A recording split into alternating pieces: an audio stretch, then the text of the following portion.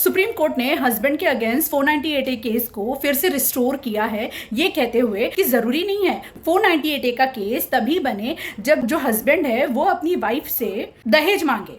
अगर हस्बैंड अपनी वाइफ के ऊपर क्रुएल्टी करता है, अगर हस्बैंड अपनी वाइफ को मेंटली टॉर्चर करता है, फिजिकली टॉर्चर करता है, तो ये जो मेंटल फिजिकल टॉर्चर है ये भी 498A के सेक्शन को अट्रैक्ट करता है। जी, केस में होता यह है कि वाइफ जो है वो अपने हस्बैंड और अपने इन-लॉज के ऊपर 498A का केस करती है और उस केस को खत्म करने के लिए जो हस्बैंड है वो चले जाते हैं हाई कोर्ट, और हाई कोर्ट में जो हस्बैंड है वो फाइल करते हैं 482 का पिटीशन उस 498A केस को खत्म करने के लिए, क्वॉश करने के लिए।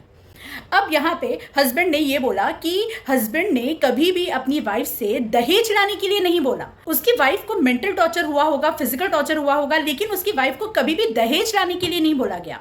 तो ये सुनकर हाई कोर्ट ने हस्बैंड के ऊपर चल रहे 498A केस को खत्म कर दिया। ये मैटर पहुंचता है सुप्रीम कोर्ट। सुप्रीम कोर्ट ने हाई कोर्ट के ऑर्डर को सेट असाइड किया और जो हस्बैंड के ऊपर 498A केस खत्म हो गया था उसको फिर से रिस्टोर कर दिया।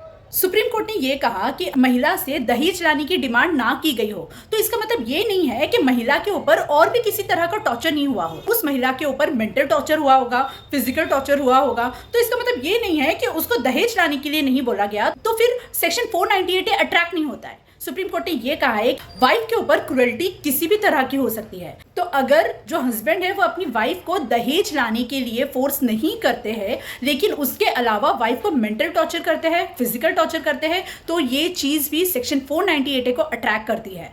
ऐसी लीगल नॉलेज के लिए सब्सक्राइब कीजिए मेरे चैनल को।